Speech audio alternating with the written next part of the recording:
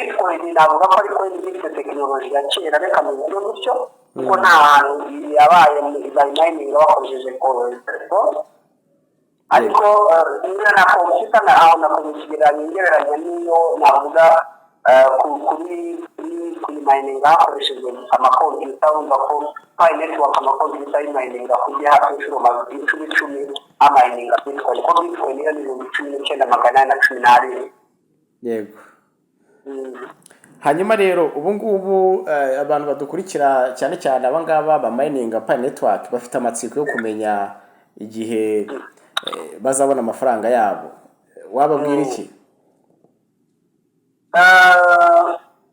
Icyo navuga niba wenda tubare nakaba ari umupayiniya wenda niba abamaze amezi 3 abamaze amezi imyaka 5 abamaze imyaka 2 bayira bamaze n'igihe gito nabo bashaka amafaranga cyane kubera yuko bajemo bababwiye bati ibintu bigiye gukora birakora kuri tariki ariko icyo navuga hano ni nuko Pi network ngira ngo Pi network ni coin ko yifuza ko niba roshi buri muntu wese azabasha gukonsuminga azabasha gukonsuminga azabasha gukonsuminga azaburi mu rwego azabasha gukonsuminga ko yinjiye y'amayinite ahangaha wenda reka dutandukanye kugira ngo n'abantu bari muri cryptocurrency bayimazemo igihe experience batandukanye bifuza ubundi Bitcoin umuzi wayo niko navuga umuzi wayo nicyo bita good transparency uvuga ngo ruteganyijwe ko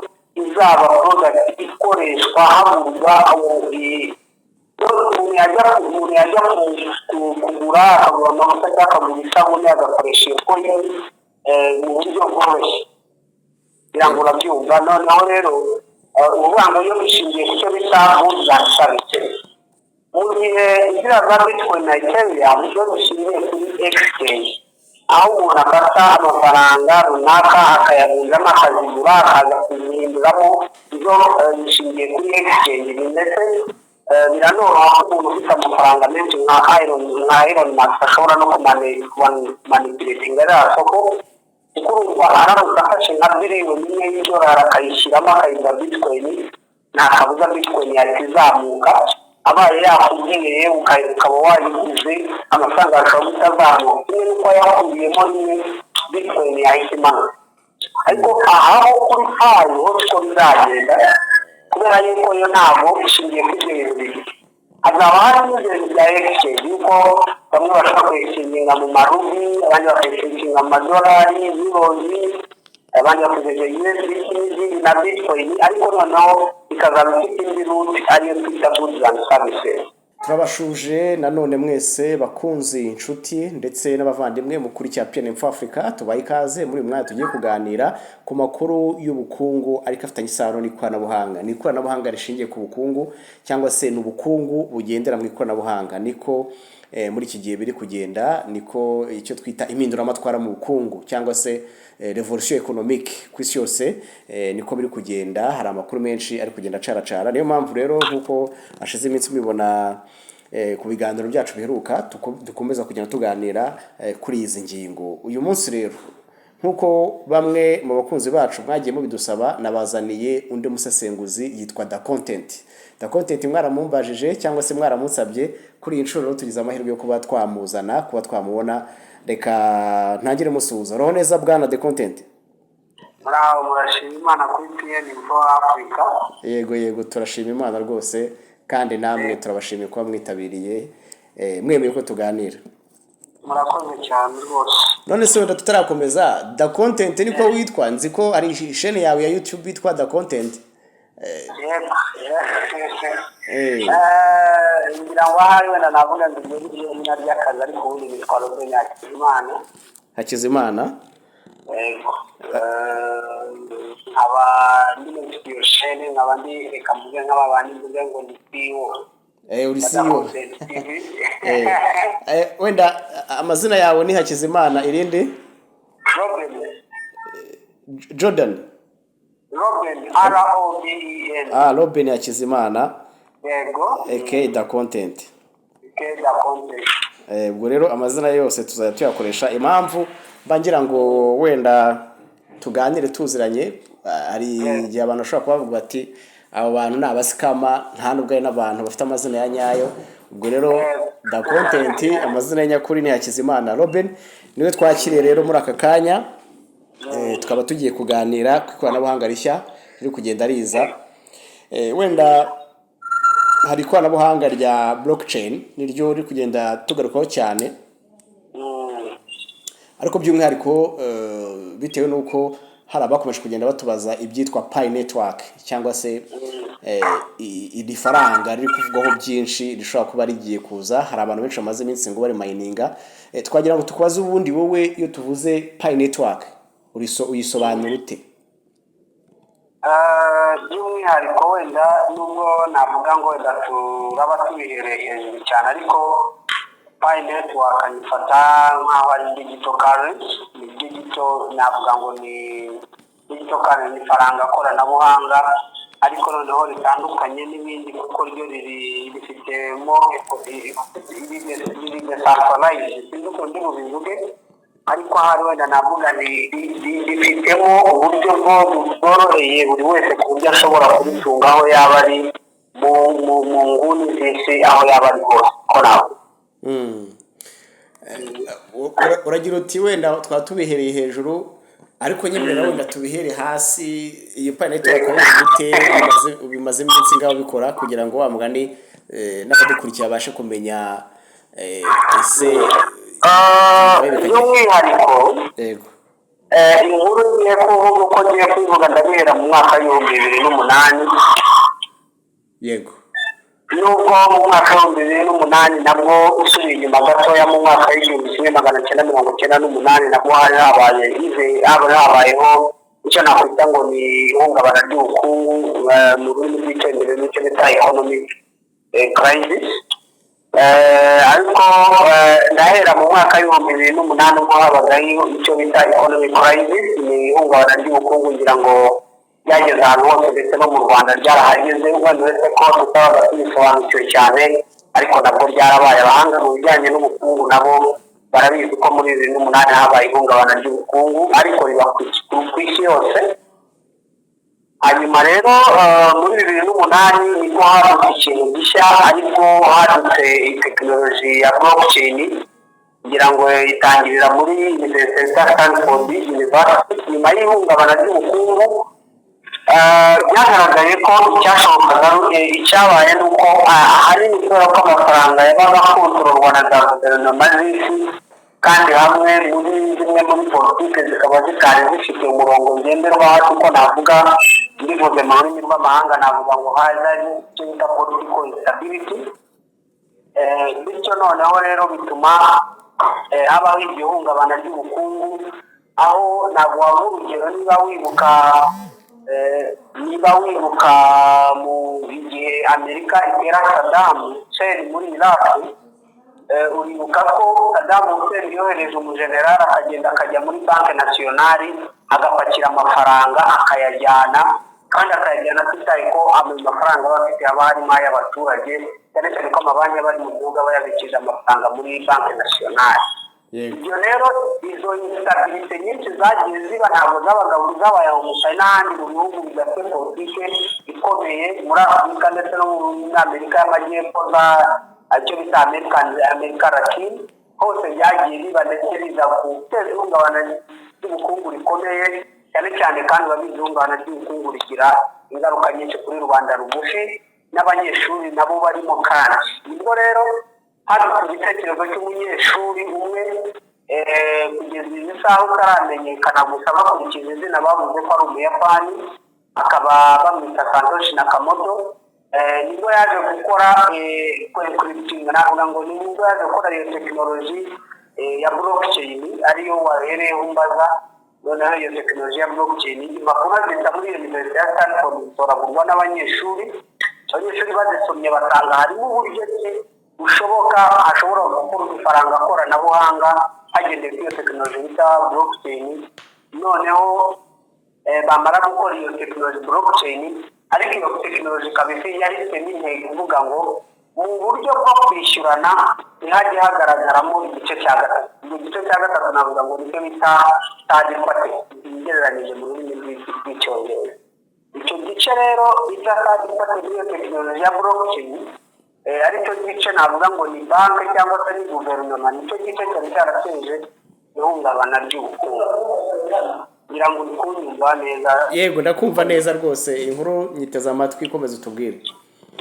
Noneho rero ihungabana ry'ubukungu rimaze kuba, abo bana baribwo batangiye gukora iyo tekinoloji ya blockchain mu mwaka w'ibihumbi 2008, ndetse bitcoin iratangira, batangirira kuri iyo coin bita bitcoin itangira mu mwaka w'ibihumbi 2008, iba launched mu mwaka w'ibihumbi 2009, ndetse ironshingwa iri ku giciro cya 0.003 n'ibindi, cyari igiciro kiri hasi cyane, uburyo byari bigoye ko umuntu yizera yuko iyo tekinoloji yazakura cyangwa se ikagira n'umumaro. Niba ubyibuka, hari umugabo wo muri leta ya Florida wafashe bitcoin 10,000 azigura pizza imwe, ayigurishije n'umugabo w'umwongereza wabaga muri kariya gace ka Florida wacuruzaga pizza, amugurisha pizza imwe 10,000. Icyo gihe rero byagaragazaga ko nta cyerekezo gihari. Uwo ni umugabo uzi cyane, wanditse no muri Google, ushobora no kubona n'amateka ye. ngo yaguze pizza imwe ku ma bitcoin 10. Yafashe bitcoin 10,000. Bitcoin nibwo yari ikimara kuba launched, arangije azigura 10,000, azigura pizza, ahamagara ku iduka ricuruza pizza rimuberuzanira pizza, arazihagirije, yishyura ibyo 10,000, abyoherereza undi mugabo wari ufite ubwenegihugu w'Ubwongereza wacuruzaga pizza mw'ako gace. Ni umugabo uzwi cyane, bamwita ngo bitcoin pizza man. Ugiye kuri Google cyangwa kuri YouTube wahita umubona. Bitcoin pizza man, yego. Uwo mugabo yari ashonje se, inkuru ye mwayimenye muti? Inkuru kugira ngo tuyimenye, ni umugabo uzwi cyane ufite amarira menshi, nyuma y'uko afashe bitcoin 10,000 akazigura pizza, ntabwo yigeze amenya ko bitcoin ishobora kugera ku giciro $107 cyangwa se $100. Urumva ko afite amarira menshi cyane. Yarahombye muri make. Yarahombye, yasize igihombo gikomeye, kugira ngo we yazihaye ubu na n'ubu ntarakena, na n'ubu aracyari. Hanyuma rero ibyo bimaze kuba, bitcoin imaze kuba launched, nibwo yatangiye gukwirakwizwa, abantu bayimayininga bitcoin muri 2008, ariko abayimayininze n'abantu bari bafite accessibility ku muriro no ku makompiyuta, ndetse bakagira ku makompiyuta afite processor nziza ku buryo babashaga kumayininga na internet. Igihe rero twebwe mu Rwanda internet yacu yari 2G, niba ubyibuka neza, internet yacu yari 2G, n'amamashini twabaga dufite yabaga arizo bita ko amakompiyuta n'amaprocessor ari hasi, uburyo bitashobokaga ko umuntu ashobora kumayininga bitcoin ari mu Rwanda, kubera ko byasabaga umuriro uri stable utavaho. Donc tekinoloji yari ikiri hasi ku buryo yari itarakura kuri urwo rwego. Yego. Noneho rero kuri 2008 bitcoin ikomeza kuba gukoreshwa, kugira abantu batangira guhita hatangira ibintu byo kwexchanginga, kuyigurisha bya bindi abantu bumva ngo no kwivuza hakavamo amafaranga.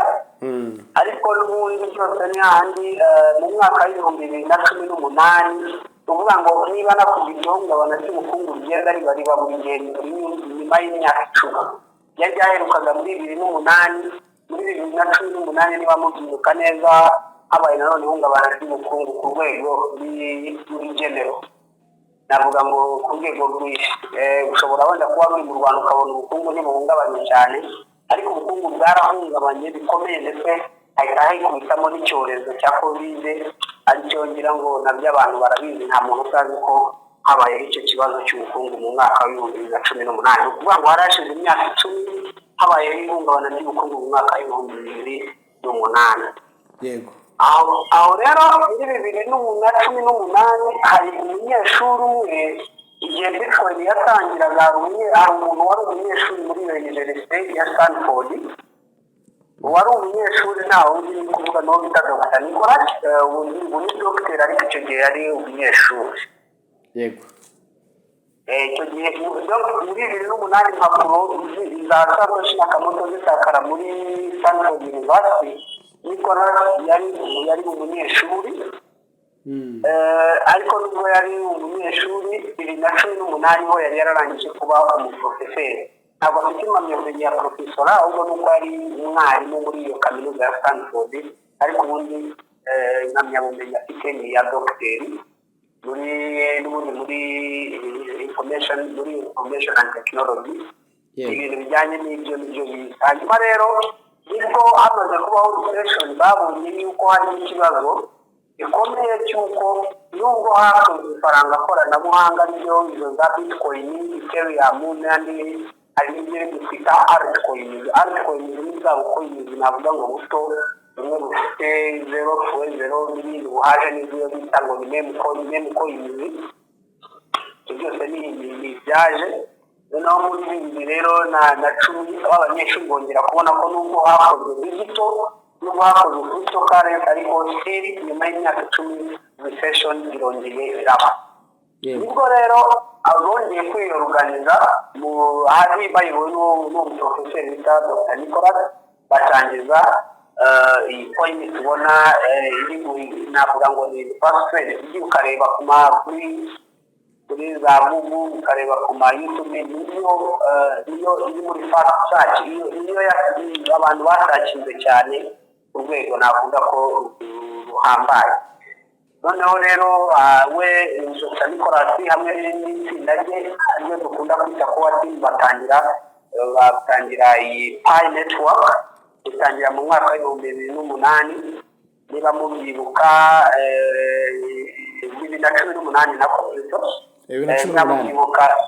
nyamubyibuka ronshi yayo yabaye ari ku itariki 14 z'ukwa gatatu nyamubyibuka hari ku cyo bita Pi Day ari ku cyitwa Pi Day tukunda kwita Pi Day ubundi niba uriya mubare bita pi mu mibare abantu bezi ko uriya mubare bita pi ufite 3.14 yego uwawuvumbuye rero yitwa ndumva nk'ari kurikurura neza ariko yawuvumbuye ku itariki 14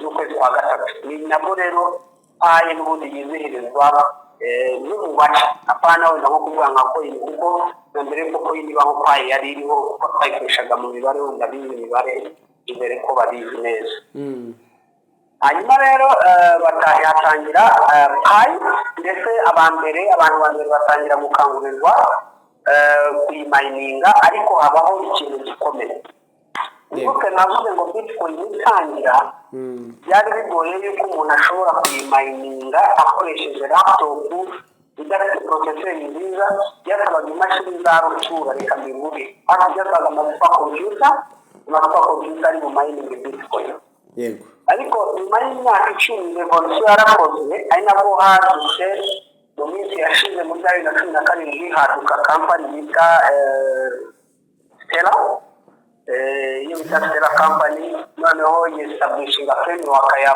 blockchain iyo ituma umuntu ashobora kuba mined kuri smartphone akoresheje Android Android cyangwa iOS zose ni kimwe ariko no bishobora kuba mined kuri telefone iyo Stellar ni Stellar network cyangwa ni Stellar ni Stellar yego bavuga Stellar network ariko ni navuga ko ari nka institute de matrice ariko ubundi bayita Stellar company yego ni nayo establishing rero iyo framework itanga icyo bita Stellar FCV itanga icyo bita FCV aricyo bita Stellar Consensus Value rero bityo Pi iratangira ariko itangira kize niba izabibona neza mu gihe cy'inviting umuntu bavuga ko Pi is a digital currency angaha kugira ngo abantu bayibone bavuga ngo Pi is a digital currency so Pi itangira rero iba ariyo coin ya mbere igiye kuba mining kuri Android na iOS kuri telefone kuri telefone reka mvuge gutyo itangira gukoreshwa kumayiningwa n'abantu benshi hirya no hino ngira ngo tuvugana bagiteganyije ko byibura hejuru ya miliyoni 60 nizo zimayininga hanyuma miliyoni 18 tugendeye ku itangazo riri currency nizo ziri zakoze hanyuma miliyoni 8 zo zabonye migration. ibyo bitandukaniye he? Ushobora kubona niyo tuvuze ngo hari miliyoni 60 zirengaho zimayininga, ngo ni miliyoni 60 zirengaho z'abatunze application muri telefone yabo. Yego. Hanyuma miliyoni 18 ni abantu barangije gutanga ibyangombwa byabo byemewe na leta zabo aho baba, bityo bagakora icyo twita KYC uvuga ngo ni know your customer, batanga ibyangombwa bibemerera kugira mo official wallet, utanga ibyangombwa bibemerera kugiramo konti yemewe n'amategeko ariko nawe. Yego. Hanyuma rero hari amakoini menshi y'amaze iminsi aba mayini kuva icyo gihe na bizo za 2019 abamaze n'imyaka inamaze 5 miliyoni 8 barangije gusa kuba babona izo pari zabo z'umukabiri ariko barangije kubona konti yemewe n'amategeko iri valid. Aha rero ni iki nshaka kuvuga, ubwo umubare munini cyane kuko reka ntange nk'urugero kuri bitcoin. Bitcoin ubu tuvugana ikora niba ku mayininga haraboneka ko abakozi bamaze kumenya ku mayininga nubwo nashobora kuvuga, ariko ni uburyo duhuza imbaraga kugira ngo dusize imbaraga ecosystem runaka, kuko uko tumayininga niko twumvikanisha ko dufite imbaraga kandi twakayirinda igiciro runaka kiriho cya coin. Ko ntabwo noneho rero bitcoin ugereranyije niyo mpamvu wenda ushobora kuvuga ko niyo mpamvu abantu bamayininga usanga barimo begispektinga ibintu birenze ibyo bitcoin yakoze. Hari impamvu navuga nk'eshatu nziza zigenderwaho, ariko iya mbere ni uko ugendeye ku manoti icyo twita amakompiyuta z'amayininga payi. Amakompiyuta z'amayininga bitcoin ubu tuvugana ni 19,817 ibyo twita ibihumbi 19,817 nizo kompiyuta tuvugana ziri ku mayininga bitcoin. Mu gihe high network iri ku mayininga n'ibihumbi 200 by'amanoti. Kuvuga ngo kompiyuta ntabwo ndi kuvuga ngo izi smartphone zifite kompiyuta kuko impamvu tuvuga amanoti amakompiyuta ni uko amakompiyuta agira uruhare runini cyane mu gutuma banki ya coin igira uburemere. Bityo rero amakompiyuta 200 turi kuvugana niyo mayininga payi, bivuze ngo hafi 10 ikubye bitcoin. Icyo kintu tubanza tucyumve. Noneho wareba kuri decentralization, icyo bita large user base, abantu bayikoresha ahantu bahuriye n'abantu bakoresha bitcoin. Ibyo rero bigatuma byerekana yuko byanze bikunze abantu bamayininga payi bari muri bafite expectation ziri hejuru, bitewe n'uko nka bitcoin iri ku 100 ubu ngubu iri kuri 96. Ibyo 96 bituma abantu rero bari kuri 106 bituma abantu bo muri payi bekinga ko bakurikije usage node n'ibindi bintu byinshi bahita bavuga ko byange bikunde bishoboka ko payi kuko ishobora kuzamukinga kurusha bitcoin cyangwa se na Ethereum. Hanyuma rero icyo nshaka kuvuga neza, abantu benshi bo muri crypto bakunda kubabwira bafite experience muri crypto industry ugasanga ntabwo bari kubyumva, ariko reka dusubiremo wenda birashoboka ko abakurikiye n'uko bashobora kumva iki kintu. Yego. Bitcoin na Ethereum n'andi bitcoin yagize icyo nakwita intege nke. Habonetsemo intege nke kandi intege nke zifatika. Intege nke nakwita nka failure yaranze ko bitcoin cyangwa Ethereum iba global currency. Hari impamvu buri gihe nshingaho yerekana ko bitcoin yananiwe kuba global currency. Impamvu ya mbere ni uko uramutse ugiye tubare mu Bushinwa ukarangura imodoka ukishyura muri bitcoin, tubare urangura imodoka kugira ngo bitcoin ibihumbi 100. uramutse izo modoka uje kuzigurisha mu Rwanda ushobora kugeza mu Rwanda wungutse mbere yo gucuruza cyangwa se wahombye mbere yo gucuruza. Izi ni cyo kintu cy'ubucuruzi ushobora kuzikura mu Bushinwa waranguye kuri bitcoin iri ku 100 ukazizana mu Rwanda ngo umucuruzi ugasanga bitcoin yageze ku 95. icyo gihe warangije kugira igihombo na mbere y'uko ucuruza za moto. Yego. hanyuma no mu gihe ushaka kuzikura y'ibihumbi 100 ukageza mu Rwanda yageze ku 105, icyo gihe warangije kunguka na mbere y'uko ucuruza za moto. izo barriers rero zituma bitcoin isaba global currency, zituma umuntu usuye Kigali, Gisozi cyangwa se Nyamirambo atabasha kugura capati akoresheje bitcoin. Yego. kuko abantu batinye ko niba ugiye kugura ukavuga wishyire muri bitcoin umuntu aravuga ati nimara kuguhereza bitcoin zanjye zikazamuka. undi akavuga ati numara kubishyira muri bitcoin zikamanuka ndaba naho. so rero icyo nakwita fluctuation ihinduka ry'igiciro. Yego. iyo fluctuation iri muri bitcoin ituma igira ibyo icyo nakwita izo ntege nkeya. izo ntege nkeya rero zigaragaza ni bimwe mu byashingiyeho kwa network igakura. intego nyamukuru yashingiweho ajya kubaka kwa network kugira ngo hakosorwe amakosa yakozwe muri 2008 ubwo hatangiraga iyo tekinoloji ya blockchain, ubwo hatangiraga bitcoin. nibuka ko bitcoin bari bayikoze bashaka gukora icyo bita peer-to-peer cyabaye na successful gute navuga ko muri iyo abantu bari kwishyurana muri bitcoin nta third party ivamo, nta gice cya gatatu kiboneka muri iyo transaction. nta guverinoma ishobora kumenya iyo transaction ndetse nta na banki n'imwe ishobora kuba yamenya ngo aka bishyuranye cyangwa se bishyuranye aya ngaya. Yego. kuko nabivuze impamvu iyo muri 2008 yari yaruteye yari recession yari yabaye y'ubukungu. hanyuma rero izo petrol zose zagiye zigaragaza muri cryptocurrency bituma itakompanira ngo ibe global currency, aho abantu barekera gukoresha izo bamwe biranga byanga ko ziba global currency umuntu wese abashe kuzikoresha aho yaba ari hose. kugira ngo ubwo tuvugana ni ibihugu bibiri gusa byemera ko cryptocurrency zikoreshwa mu gihugu as model payment, zikoreshwa mbese mu buryo bwo kwishyurana. ni ibihugu bibiri kugira ngo ikigo cyo muri Amerika y'Amajyepfo niba nibeshye icyo bita Salvador, ikindi gihugu nicyo dufite hano muri Afurika cyo bita Central Africa, Afurika hano Libya.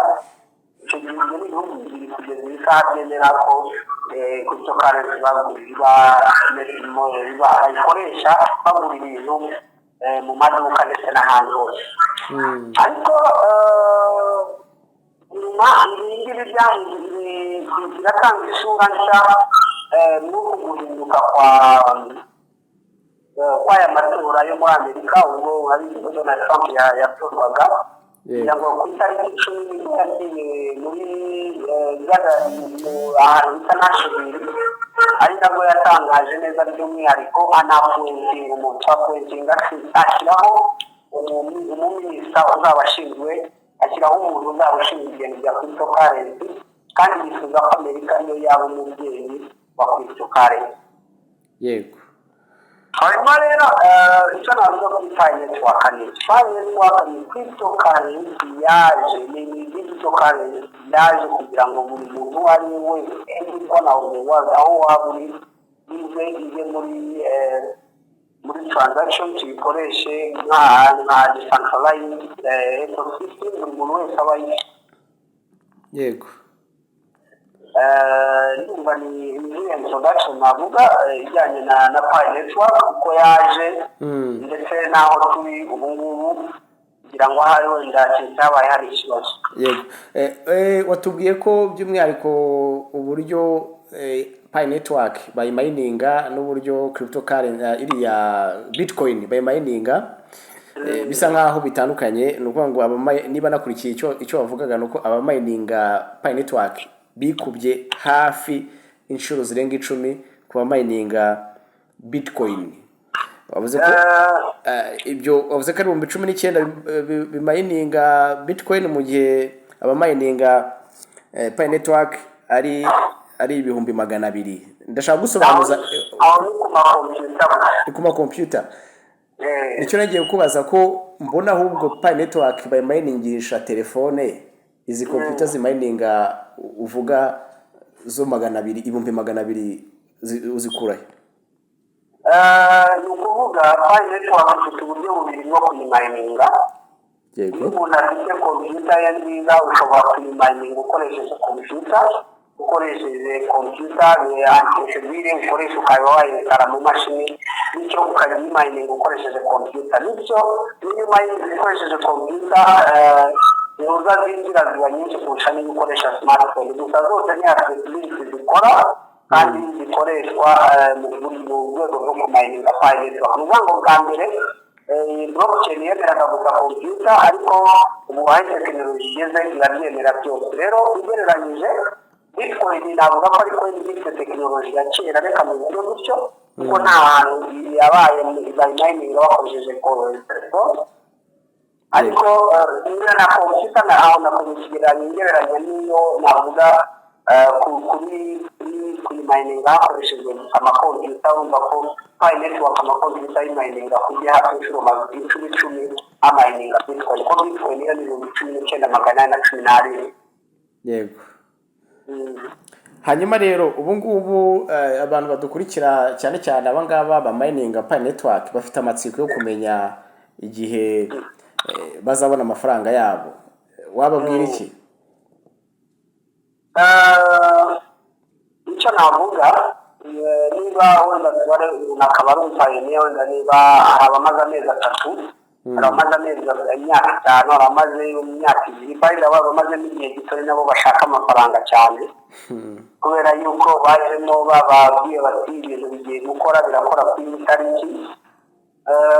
Ariko icyo navuga hano ni uko Pi Network ngira ngo Pi Network ni coin ko yifuza ko niba roshi buri muntu wese azabasha gukonsuminga azabasha gukonsuminga ntabwo azabasha gukonsuminga azabura umuntu wese azabasha gukonsuminga kuko yinjiye y'amayinite. Ahangaha wenda reka bitandukanye kugira ngo n'abantu bari muri cryptocurrency bayimaze n'igihe experience batandukanye bifuza ubundi Bitcoin umuzi wayo niko navuga umuzi wayo nicyo bita good transparency. Uvuga ngo ruteganyijwe ko izaba product ikoreshwa havurwa umuntu yajya kugura akagura amavuta cyangwa akagura isabune agakoresha iyo coin mu buryo bworoshye kugira ngo urabyumva. Noneho rero uvuga ngo iyo bishingiye ku cyo bita good transparency mu gihe inzira za Bitcoin na Ethereum zo bishingiye kuri exchange aho umuntu afata amafaranga runaka akayaguzamo akazigura akaza kuzihinduramo izo bishingiye kuri exchange ndetse biranoroha ko umuntu ufite amafaranga menshi nka Elon Musk ashobora no kumanipulating ariya soko kuko urumva aramutse afashe nka biliyoni imwe y'idolari akayishyiramo akayigura Bitcoin nta kabuza Bitcoin yahita izamuka. Abaye yakubwiye ukaba wayiguze amafaranga ashobora kutazamuka kimwe n'uko yakubwiyemo rimwe Bitcoin yahita imanuka. Ariko aho kuri Pi ho siko bizagenda kubera yuko yo ntabwo ishingiye ku bintu bibiri.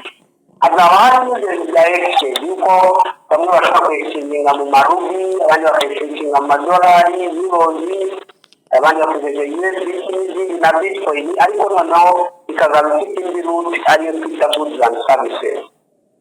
Aho rero icyo navuga ku kibazo mbajije aba pioneers ntabwo bagomba kugira ikibazo cy'uburyo kibazakoreshinga izi Pi zamayininga kuva mu mwaka wa 2019.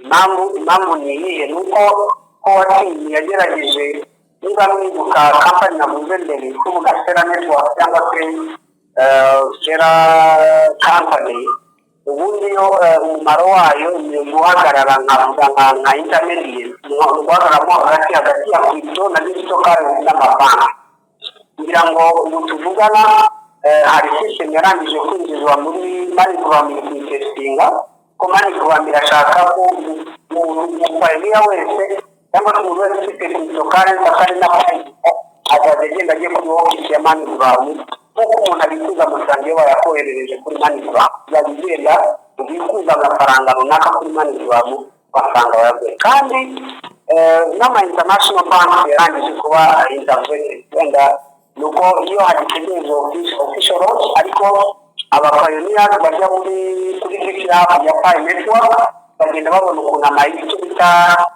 n'ibivuga API cy'ukuntu nabisobanura ariko ni systeme ukuntu biba zagiye zihuzwa niko nabivuga ariko wenda baranyuza muri icyo bita API ari gufata systeme ya Pi Network igahuzwa n'ama international bank ubu navugamo wenda nka banki zarangije konfirima ama Ecobank ni banki nziza cyane iri international kandi yarangije gufata iya mbere ngira ngo yategereje open main network rero hari ubundi buryo bushoboka bufite ama exchange mu crypto bank bazakoreshwa izo za Binance za HTX cyangwa Coinbase nazo nizo zizakoreshwa kugira ngo abapayiniya babashe gukonsuminga ariko twirengagiza uburyo kuganira ari nabwo by'ingenzi hano muri ecosystem yacu harimo muri ya software yacu twita Makosi aho business nyinshi cyane mu Rwanda narazibonye zarangije kurenga iyo payment method rero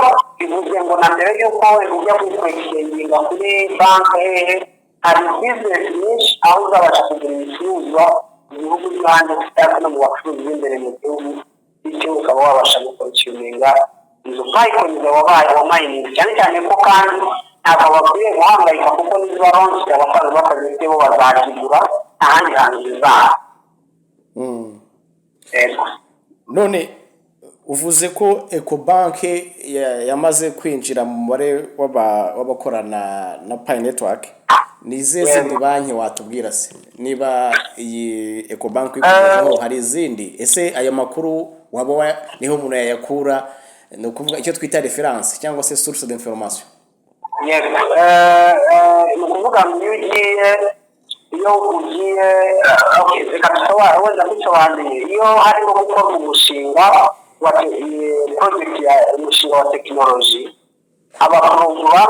abaporogurama bafunguza icyo nakwita konti kuri website bita GitHub iyo website umumaro wayo ni uko abaporogurama ibintu byose bakoze babibika kuri iyo source ya GitHub kugira ngo ejo n'ejo bundi bazaze babitange urumva niba umuntu aporoguraminga ikintu akakibika mu mashini ashobora gutaha imashini akayimwiba imashini ishobora kuba hafi ishobora gukurashinga izo data rero ntabwo ziba zizewe kandi GitHub nk'uko nabivuga bayita open source umuntu wese ashobora kujyaho akaba yareba information cyane cyane ko wakimwe iba yabishyizeho umuco uciye muri Fileblog ukajya muri blockchain hari ahantu hasi handitseho so hasi ushobora expose the source kugira ngo noneho ukaba wagera ukajya muri GitHub ukareba buri activity yose ni porogaramu nini cyane chef wa programming muri Python yita Process buri kintu cyose akoze arakaburinda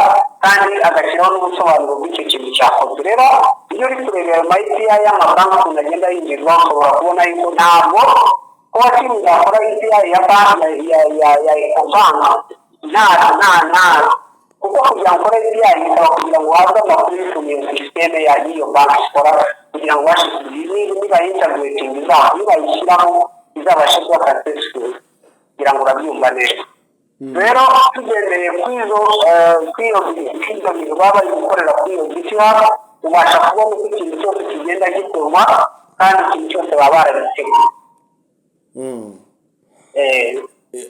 izindi banki ni izihe zitari Ecobank itari Ecobank indi navuga ni banki muri Amerika yitwa Citibank rero ntabwo tuyifite inaha ariko indi banki international niyo bita Citibank izo banki ebyiri nizo zigera inaha mu Rwanda Citibank na Ecobank ariko ubwo ngubwo integration ikaba ari ku rwego international iyo mu Rwanda ushobora no kuba itaraba wenda notified ariko ibyo ari byo byose niba byiteguye na system yo mu Rwanda nayo ishobora kuzayakira hanyuma abapayiniya cyane cyane ko nibutse ko bitcoin azaba ari umucyo ntabwo ari izaba imeze nk'uko bitcoin yari imeze aho usanga umuntu utunze transaction wakoze cyane cyane ko yagiye bigaragara ko bitcoin yagiye ikoreshwa iyi bitcoin yagiye ikoreshwa mu buryo budasesuye niko navuga igihebe leta zitera imitwe y'intwaro leta zitera imitwe yitwaje intwaro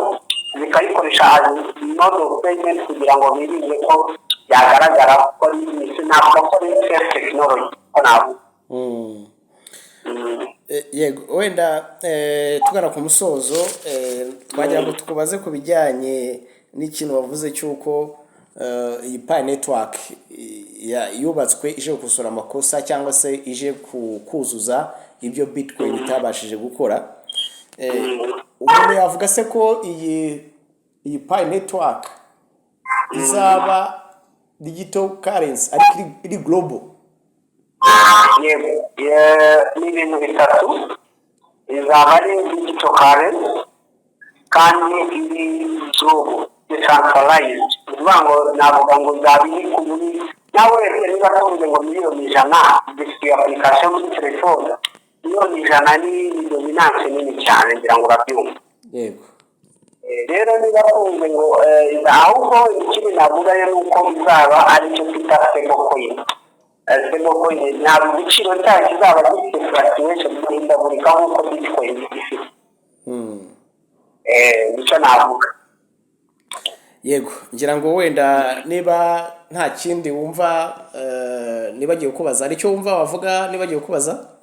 Icyo navuga nuko nabwira abanyarwanda by'umwihariko yuko twahawe andi mahirwe kugeza ku tariki 31 z'ukwezi kwa mbere aho umunyarwanda ashobora kwinjira umuvandimwe cyangwa se undi muntu uwo ari we wese kugeza ku tariki 30 mu gihe bita grace period cyarongerewe aho umuntu wese ashobora gutunga iyi akayimayininga muri iyo minsi 30 turacyari ku tariki 23 umuntu atangiye ubu bashobora gukora mining inshuro 30 menshi uburenganzira bwo kubona KYC hanyuma noneho umuntu nawe akagira ku birenge imwemerera gutunga iyi coin mbere y'uko open mainnet iba.